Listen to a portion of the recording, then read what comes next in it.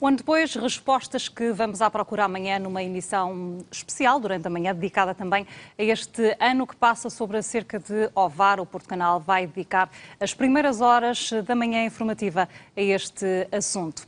Tema do dia, destaque desta noite informativa, o presidente em exercício num clube há mais tempo, é também aquele que tem mais títulos arrecadados. Jorge Nuno Pinto da Costa, presidente do Futebol Clube do Porto, boa noite. Obrigada por se juntar ao Porto Canal nesta nova etapa. A imagem que marcou os últimos dias foi o abraço que o senhor deu a Sérgio Conceição, muito emocionado, em Turim, por alturas em que o Porto consegue passar aos quartos de final da Liga dos Campeões. Já começou a negociar a contratação ou a renovação de contrato com o Sérgio Conceição? Em primeiro lugar, boa noite, é um prazer estar aqui com esta nova fase da vida do Porto Canal, que espero que vai ser brilhante. E respondendo, começando por falar nesse assunto, uma vez que referiu esse abraço, e sei porque vi em muitos jornais essa fotografia, ela simbolizou naquele momento todo o meu agradecimento ao trabalho que o Sérgio tem feito e sobretudo também quase que um gesto para o compensar da perseguição a que é permanentemente envolvido. O Sérgio tem contribuído muito nas conferências de imprensa para a melhoria do futebol. Ele referiu mais do que ninguém que o futebol português estava a pecar por pouco tempo útil, dado que se perdia imenso tempo com faltas e faltinhas, e tanto tinha razão que se notou uma mudança de critério dos árbitros ultimamente, e também naquele abraço, ao abraçar o Sérgio, eu quis abraçar todos os jogadores e todos contribuíram para aquele momento importante e lembrar mesmo os que contribuíram e infelizmente já não puderam estar ali em Turim, como o Reinaldo Teles, que faleceu já este ano, e ainda como administrador de Futebol Clube Porto. Falando em renovação, é evidente que no dia em que, em 27 de maio de há 4 anos, eu fechei acordo de palavra com o Sérgio Conceição.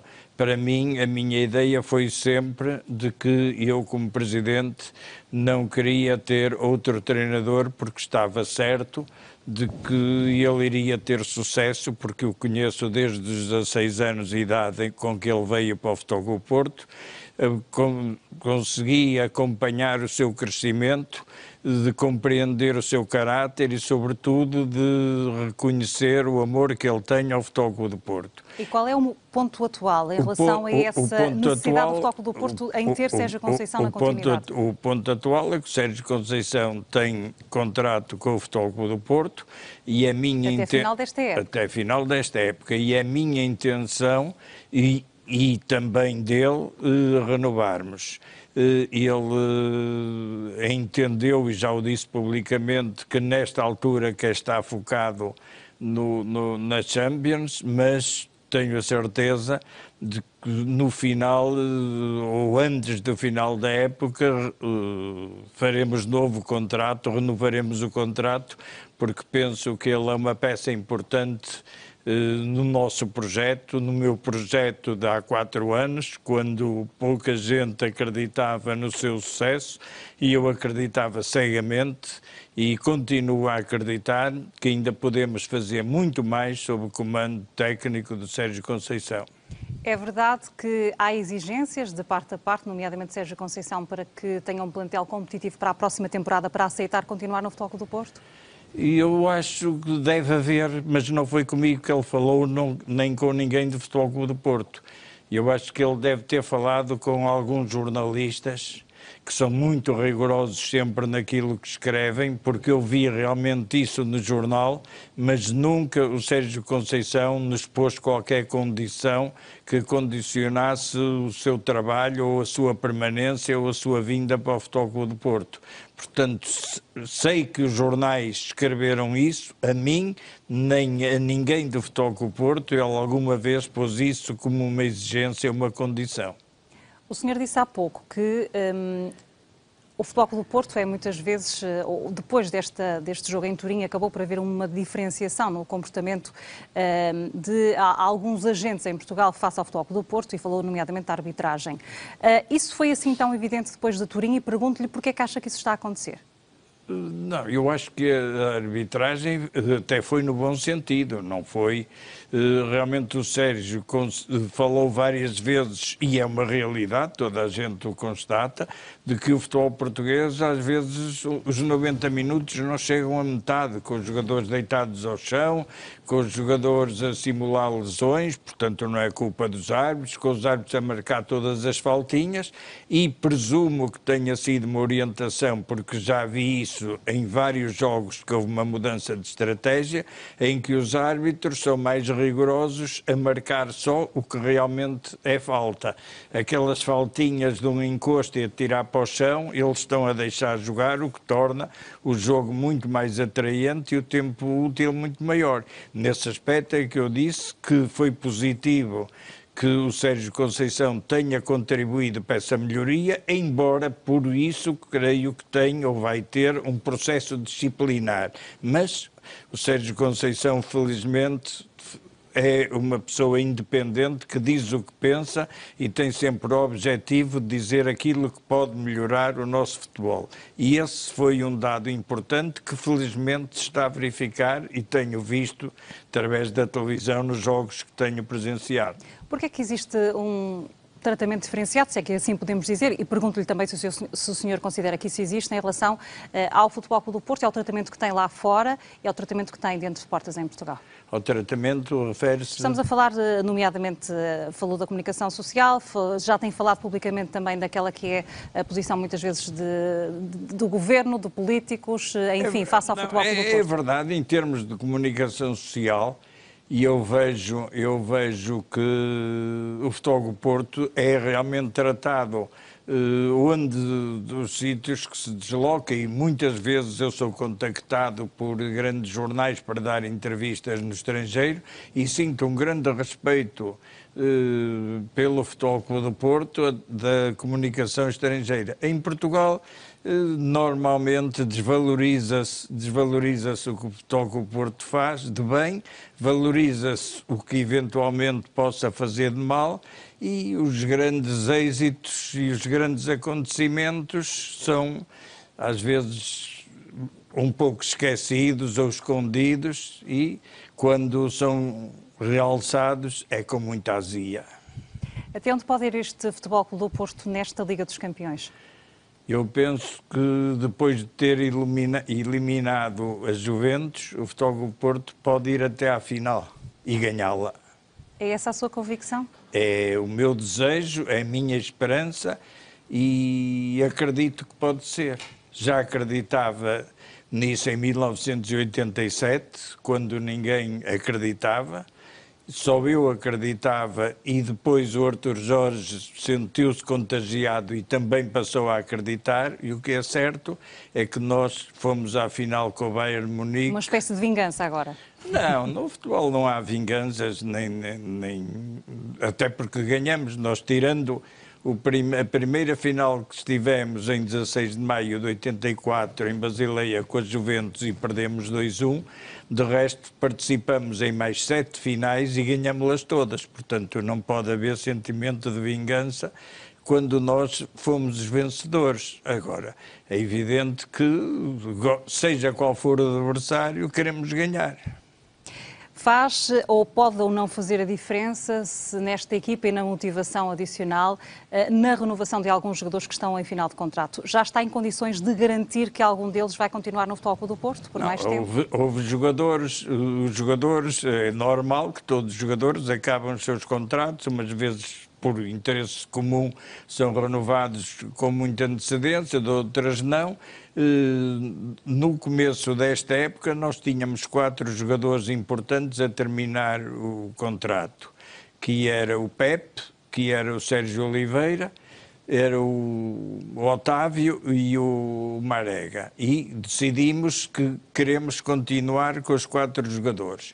E eu mesmo decidi que o primeiro tinha que ser o Pepe, porque ele significa para o Futebol Clube do Porto, porque toda a gente sabe, e eu melhor que ninguém, o que ele podia ter ido a oferir se em vez de optar por regressar ao Futebol do Porto tivesse ido para o estrangeiro, que iria ganhar no mínimo 3 vezes mais do que veio para aqui, e veio apenas por paixão pelo Futebol do Porto.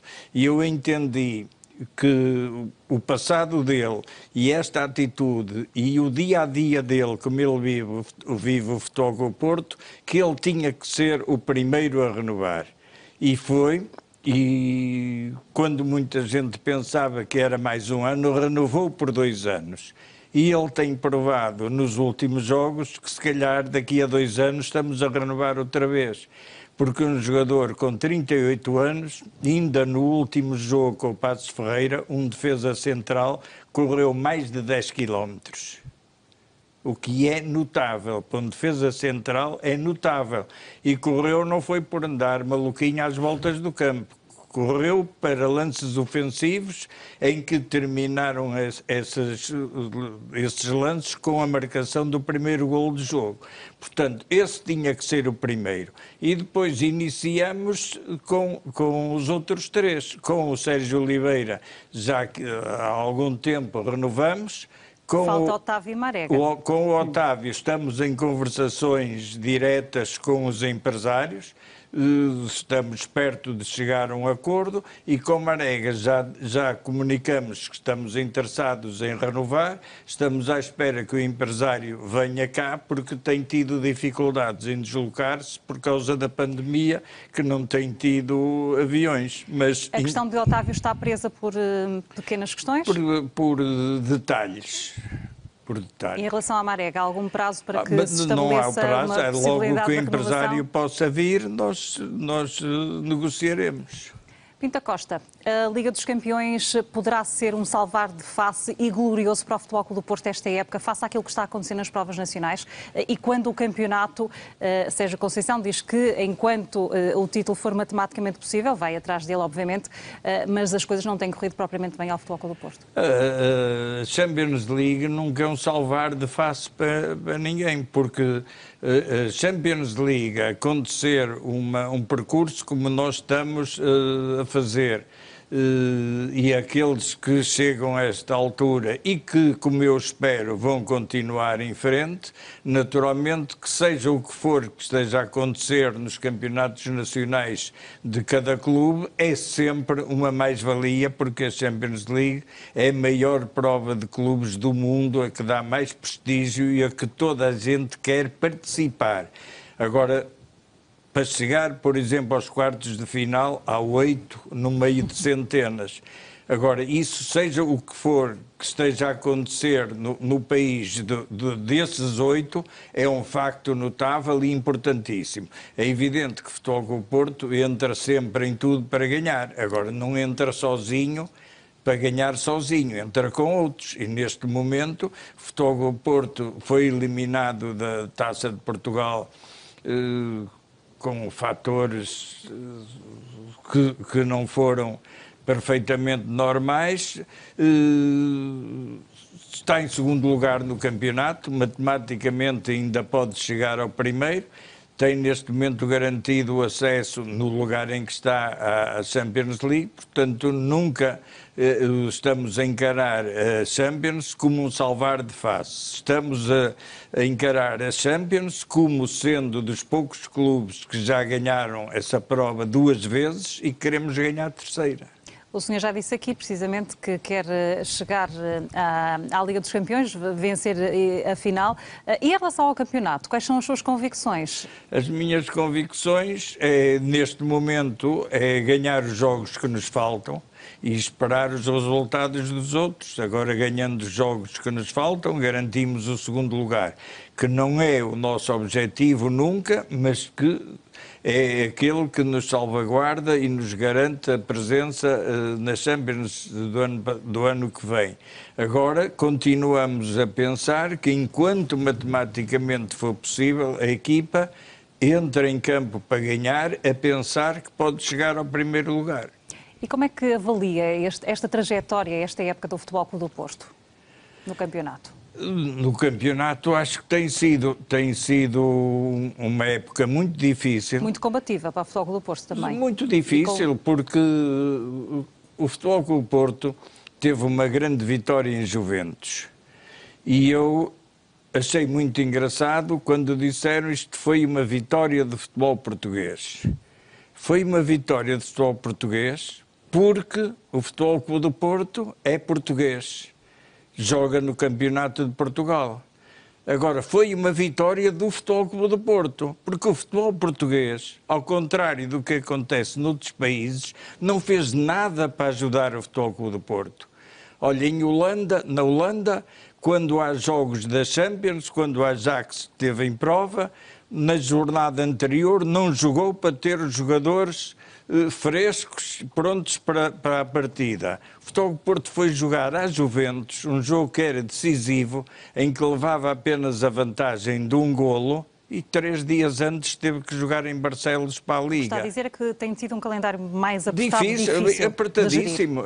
E essa tem sido uma das condicionantes? Tem sido uma das condicionantes. É impossível jogar de 3 em 3 dias. Não há nenhuma equipa que consiga estar sempre ao mesmo nível e jogar de 3 em 3 dias. Nós, por exemplo, antes do Porto Benfica, 3 dias antes, jogamos na Madeira para a Taça 120 minutos. Quer dizer, com viagens e tudo, é humanamente impossível exigir que os jogadores estejam sempre ao mesmo nível, com a frequência e a sequência de jogos em cima uns dos outros. Agora, o futebol português não ajudou nada, porque é inconcebível que um clube que está nos oitavos de final, que traz pontos para o ranking português. E porquê que isso está a acontecer, Pinto da Costa? Olha, quem tem a responsabilidade dessa decisão? Poderia ter feito diferente? Quem devia dizer, salvaguardar essas situações são as pessoas que mandam no futebol português, que não sou eu.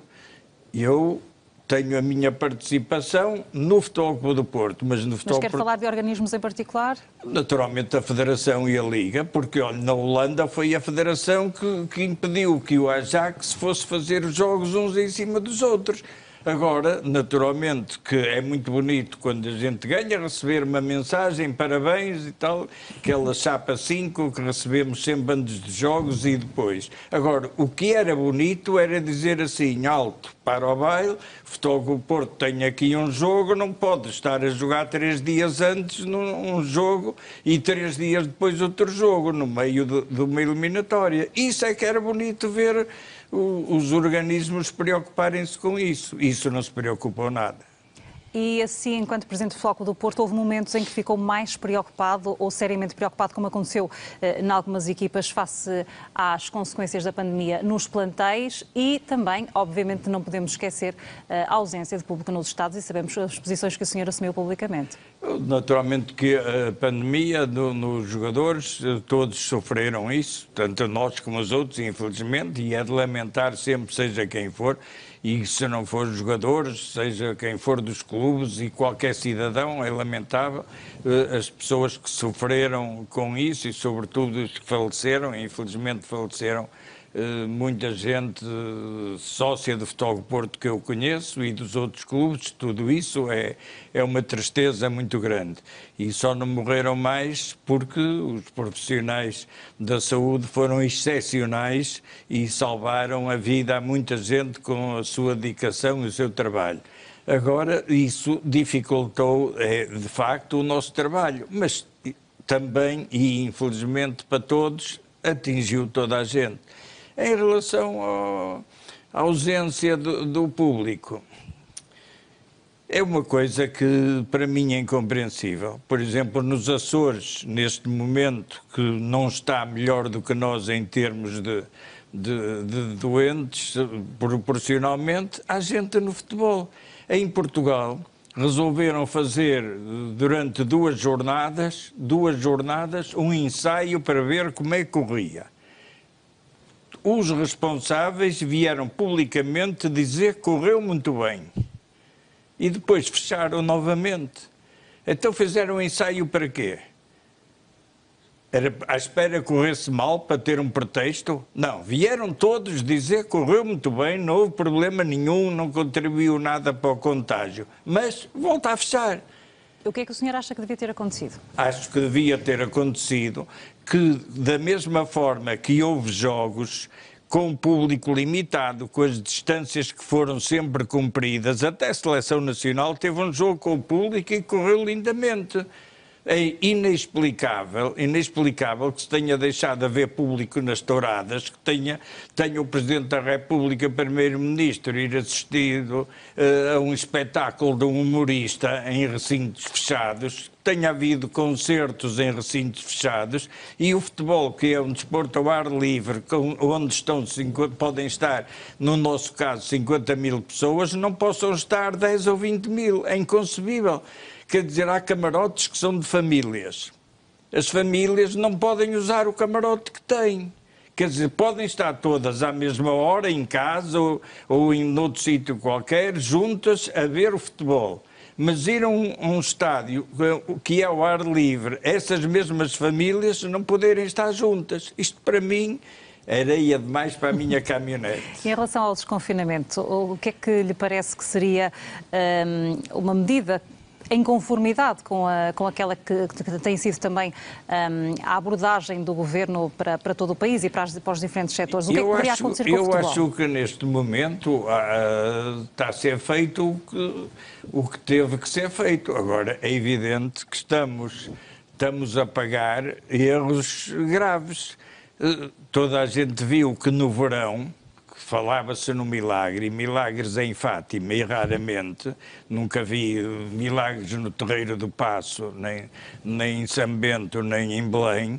O verão, falava-se no milagre de Portugal, vimos o Primeiro-Ministro na praia, vimos o Presidente da República na praia, que passou uma ideia de que estava tudo bem. E o Algarve tinha as praias cheias e depois o resultado foi o bonito que se viu. E depois o Natal, se calhar para justificar aberturas que se deram a determinados partidos para fazer os eventos, o Natal foi um suicídio. O Natal foi responsável por muitas mortes neste país e depois, felizmente, verificaram o erro, até já alguns o assumiram e acho que neste momento há realmente uma preocupação e um trabalho sério no confinamento. Isso remete-nos também para questões financeiras, até porque a pandemia trouxe exigências muito grandes e prejuízos gravíssimos para as associações, enfim, e obviamente para os clubes de futebol em particular. Parece-lhe que o envelope de 65 milhões para o desporto não profissional por causa dos danos da pandemia podem ajudar aqui a sanar algumas das feridas? No futebol não profissional pode. Agora, o que está em causa e no que me diz respeito é o futebol profissional. E o futebol profissional... E falta uma resposta aí? Não há resposta nenhuma. Não tem... A resposta... Olha, o Futebol Clube do Porto, e vou falar é do Futebol Clube do Porto, que dos outros eu sei o que se passa, mas não tenho o direito de vir falar, nem ninguém me pediu para falar, e também tem os problemas similares. O Futebol Clube do Porto, com o não haver público no estádio, teve um prejuízo de 27 milhões de euros. 27 milhões de euros. Porquê? Porque perdeu as receitas dos jogos, deixou de vender os lugares cativos, deixou de vender os camarotes, deixou de vender o merchandising porque as lojas têm que estar fechadas. Portanto, teve um prejuízo de 27 milhões. Sabe qual foi a ajuda que o Futebol Clube do Porto teve do Estado? Eu vou-lhe dizer, o Futebol Clube do Porto paga 42 milhões de euros por ano de impostos, mais 7 milhões de euros de segurança social respectiva aos jogadores que o Futebol Clube do Porto paga, dado que toda a gente sabe que os ordenados, quando são realizados, é neto. Paga isso. Sabe qual foi a ajuda? A ajuda foi muito simples. O Futebol Clube do Porto, como qualquer empresa, tem direito à devolução do IVA. Nós tínhamos a receber até 31 de dezembro, tínhamos a receber 7 milhões e meio de IVA do Estado. Não nos pagou. Tivemos que fazer uma queixa no tribunal no dia 5 de janeiro. Nessa altura pagaram-nos 4. voltamos a reclamar os 3,5 que faltavam no dia 21 de janeiro. O Tribunal notificou o Ministério das Finanças. Sabe quando recebemos? Nunca. Então, não nos pagam. Não nos pagam. Entretanto, em março, já pedimos a devolução de mais 1.700.000. Nós não estamos a pedir subsídios, nem empréstimos. Estamos a pedir que nos devolvam aquilo que é nosso, que devia, por lei, ter sido dado, restituído ao Futebol Clube do Porto no dia 31 de dezembro. Esta é a ajuda que o Estado dá aos clubes. E mesmo com essa ajuda do Estado ainda faltava aqui uma conta séria para se resolver os prejuízos provocados pela pandemia, Pinto da Costa. É evidente que, por exemplo, em Itália, o governo, perante a situação, reduziu os impostos, reduziu os próprios impostos dos jogadores, que são os clubes que o pagam.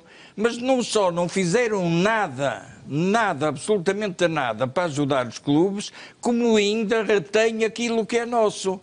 E tivemos que ir para o tribunal e devolveram-nos 4. Faltam mais 3,5, mais 1.700. Não nos pagam. Sente que o futebol tem um tratamento diferenciado em relação a esta situação? Absolutamente. Não tenho a mínima dúvida. Perante o que eu lhe estou a contar e que provo, o Estado que venha dizer que não é verdade, que eu provo de que é verdade, e nós estamos a tentar recebê-los através do tribunal. Naturalmente, como é que é possível os clubes sobreviverem? Os clubes, este governo está a matar, não é o futebol, porque eles agora vão para o futebol amador. Sentem-se pronto. O futebol amador é que dá o prestígio a Portugal, é que ganha as provas, é que vai eliminar a Juventus. Mas aos clubes não dá nada. Rigorosamente nada. Nós pagamos 42 milhões de euros de impostos por ano. E se nos atrasarmos um dia, estão em cima de nós. Mas devem-nos, desde 31 de dezembro, 3,5 e desde 1 de março, mais 1.700. E se os clubes profissionais não forem compensados, admite a hipótese, por exemplo, de convergir com o Benfica, no sentido dos anunciados Estados Gerais do Futebol, eventualmente incluindo um cenário de paralisação das competições? Eu não sei o que é isso de Estados Gerais do Futebol, ainda não percebi o que é. Deve ser os teóricos e os filósofos e os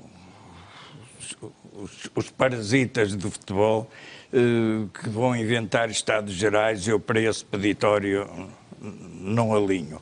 Agora, o que o Estado tem, no mínimo, é cumprir as suas obrigações. Não é sério que um Estado multe os clubes, multe os contribuintes quando se atrasam e se atrase na devolução do que é nosso. Não estamos a pedir nenhum empréstimo, porque isso ainda nos levavam o cofre. Não, portanto, isso lá parar as competições, eu penso que se calhar isso era o que o Estado gostava, era que parássemos as competições. Mas é pela sobrecarga de impostos que há. Sabe, agora saiu a convocatória para a Seleção Nacional. 22 jogadores. Sabe quantos jogam em Portugal? 5. Sabe porquê? Porque qual é a explicação? A explicação é que o que um jogador ganha aqui, e hoje é generalizado quando se fala de ordenado, é neto, os clubes é que pagam os impostos. Se ganhar 1 milhão, custa ao clube 2.200.000. Noutros países, se ganhar 1 milhão, custa aos clubes 1.200.000 ou 1.300.000. Mais difícil ainda aos clubes portugueses manterem os jogadores. Manter os jogadores é impossível. Por isso é que da Seleção Nacional jogam 5 em Portugal.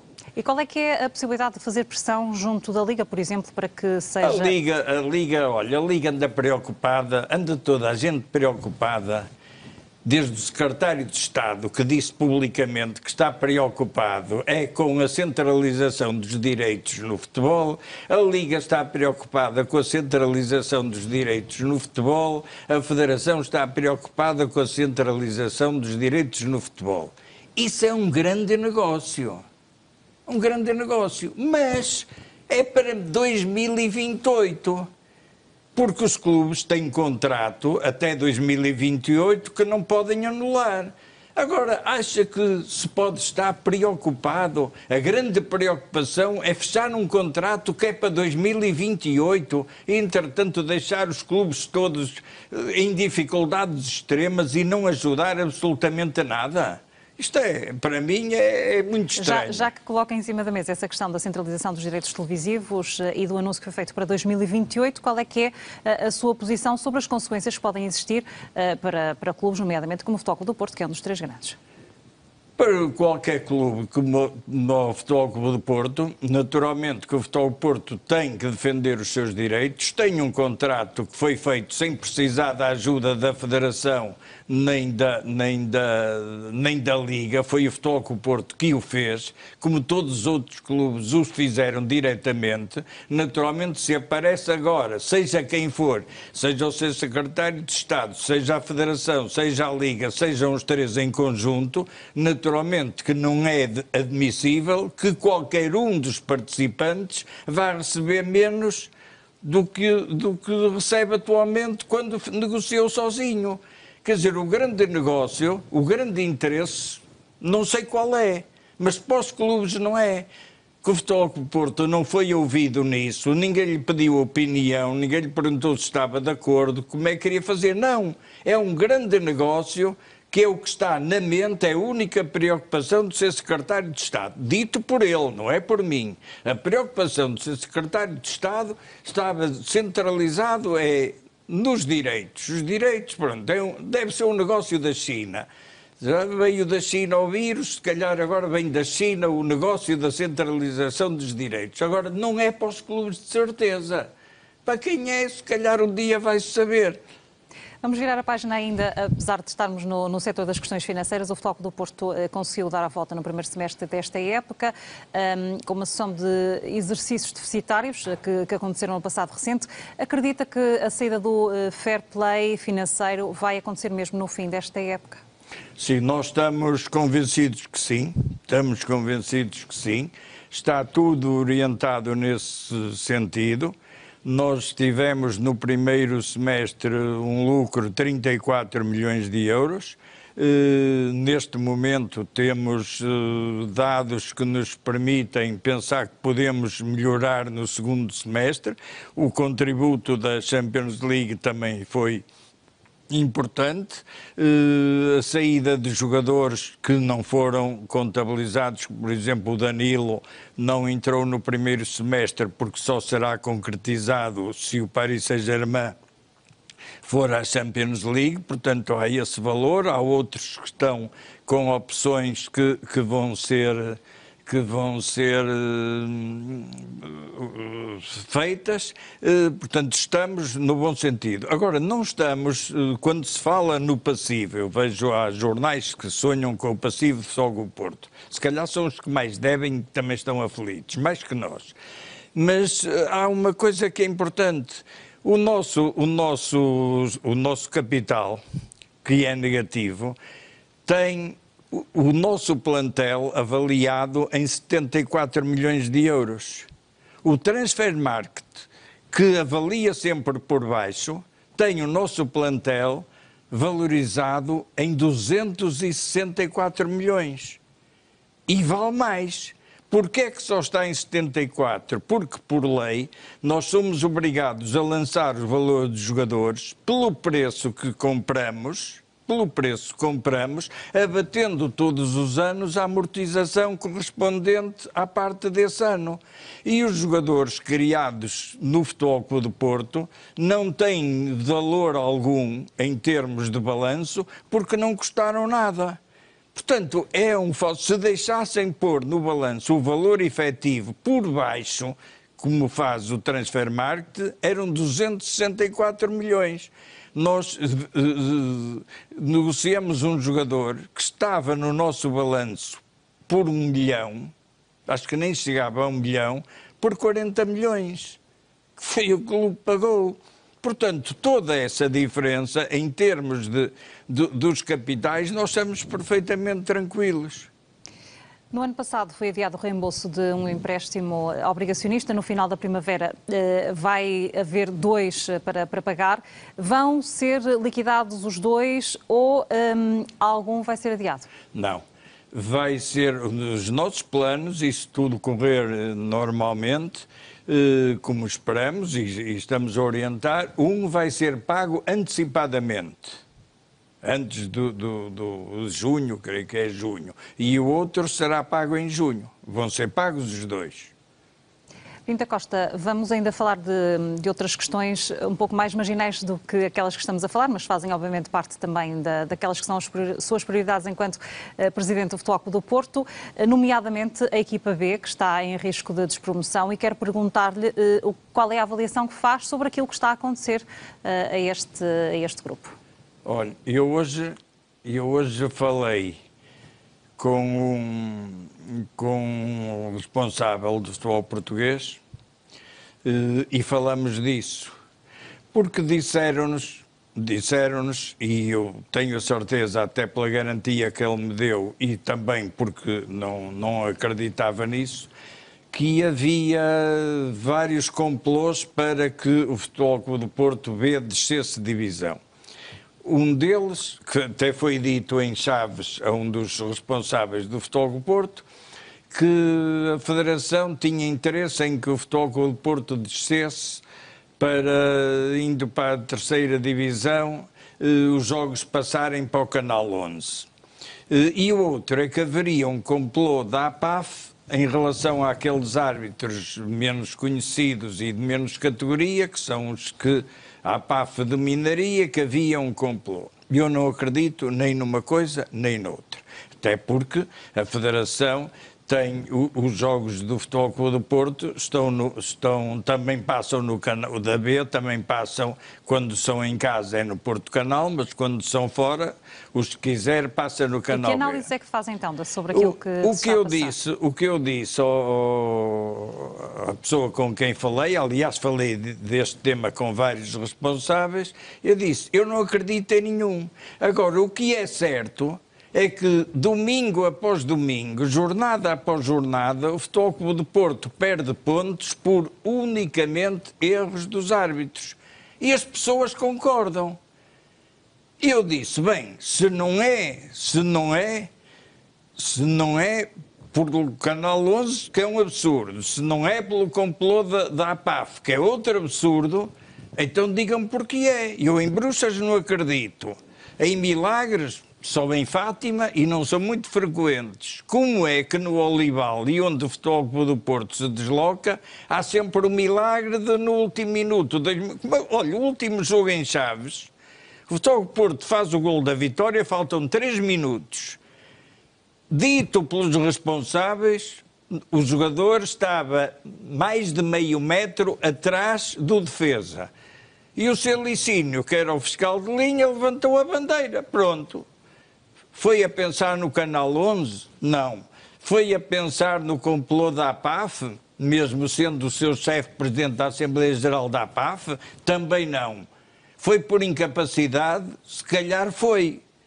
Foi por incompetência? Se calhar foi. Mas o que é certo, seja incapaz ou incompetente, ele está lá. Agora, milagre não foi. Bruxas, também não acredito. Em Chaves não é terra de bruxas. Portanto, eu não acredito. Agora, que é assim, é. E que os responsáveis sabem que é assim e também não encontram solução. Eu acho que uma das maneiras, acreditando na seriedade, e não tenho dúvida na boa intenção do Conselho de Arbitragem em que as coisas corram bem, acho que muitos desses erros, por exemplo, este golo anulado pelo seu Licínio, foi tão flagrante, tão escandaloso, é a falta do VAR. É fundamental que na B, na segunda liga, haja VAR. Porque se houvesse VAR, são tão flagrantes os erros, são tão incompreensíveis como é que o seu Licínio levanta a bandeira depois da bola entrar.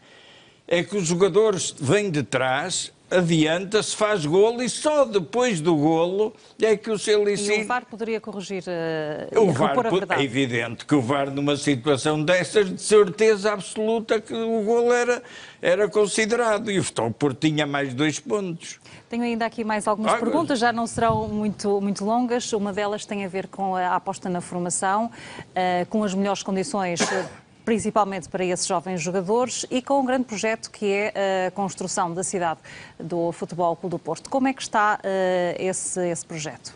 O projeto está em andamento nos aspectos burocráticos e estamos em permanente contacto e tem havido passos em frente muito significativos e esperamos em breve poder iniciar as obras, uma vez que já há praticamente acordo com os terrenos que não pertenciam ao proprietário principal na zona onde vai ser feito o centro de estágio. Está a andar por isso, ainda que preso por essas questões? Sim, mas está definido. Há previsão de prazos?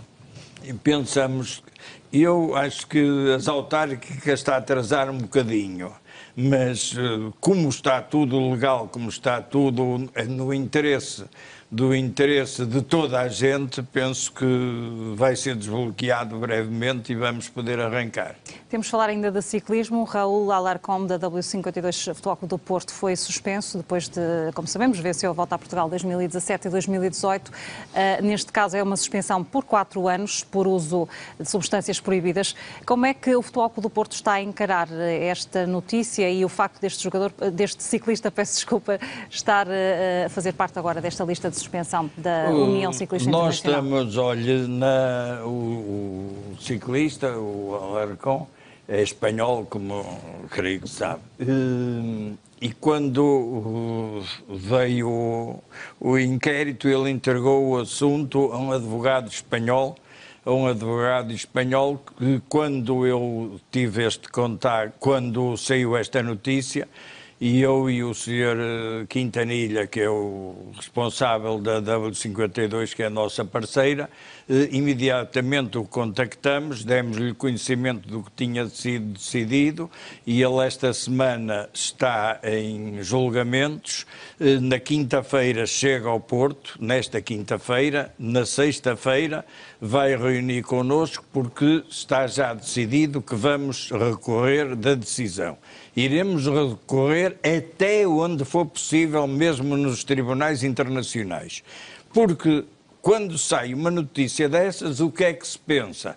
Olha, ganhou a volta, estava dopado. É o que toda a gente simplesmente vai pensar. O Alarcón não estava dopado. O Alarcón ganhou 2 voltas a Portugal, não foi uma, foram 2, e em todas as etapas fez controle antidoping. Em todas. E em nenhuma acusou positivo. Sempre negativo. Agora o Sr. Alarcón teve um desastre que foi conhecido, em que ficou todo maltratado, em que teve que ser operado, e nessa operação tomou medicação que, se estivesse a correr, não podia tomar. Em que a W52 Futebol Porto comunicou aos organismos que tinha tomado aquilo. Porque não vai agora deixar-se um homem morrer de dores ou não ter anestesias, porque pode vir daqui a um ano voltar a correr. Portanto, o que foi acusado é que o seu boletim biológico acusou alterações. Não foi que acusou doping, que nem dizem o que é que foi. Sabemos que foi fruto dos resultados, dos remédios que tomou na operação.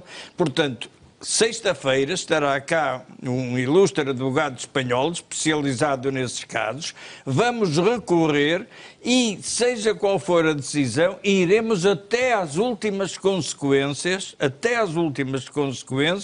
para defender a honra do jogador, do atleta. Também estou no jogador, a honra do atleta e da própria equipa, porque, repito, ele em 2 voltas a Portugal andou grande parte tempo com a camisola amarela e foi sempre, diariamente, submetido ao controle. Sempre negativo. Mas este caso vai ou não alterar a estratégia do Futebol Clube do Porto Não, para esta modalidade? absolutamente nada. Naturalmente que se algum tiver um desastre, que eu espero que não tenha, vou-lhe dizer, para aguentar as dores, que eles podem, 2 dias depois de ele ser operado, foram à casa dele. Não foram saber se estava melhor, ou se precisava de... Foram lá fazer o controle. Se a senhora ficar toda partida, espero que nunca, mas partida, qualquer indivíduo que tenha uma operação grande, como eu já tive, se lhe forem fazer o controle, de certeza que o organismo está alterado. Lá o boletim biológico está alterado. Isso é toda a gente. Olha, eu tomei tantas pastilhas quando fui operado ao coração que de certeza que dava que eu não tinha coração ou qualquer coisa. Portanto, nós vamos até às últimas consequências. E quer queiram, quer não, nós vamos continuar. O problema, sabe qual é? É que a W52... 3 anos sozinha, depois mais 5 com o Futebol Clube do Porto, em 8 anos ganhou 8 voltas a Portugal. Já viu a confusão que isto faz em certas cabeças? Nem calcula. E eu sinto porque ando lá na volta. Gosto imenso de ciclismo e gosto de acompanhar a volta. Aquilo, olha, um grande negócio para as farmácias, sabe o que era? Ir a uma volta a Portugal vender Renis. Pinto da Costa, um assunto um pouco mais sério, mas que isto traz é também, sério. obviamente, mas que traz também festejos, isto porque eu estava a rir-me, para não se turpar aqui as coisas. E falou já no início da conversa, estamos mesmo na reta final, de Alfredo Quintana. Ficou muito satisfeito com a vitória da seleção estes dias e com as sucessivas homenagens que foram feitas a Alfredo Quintana. Festejou?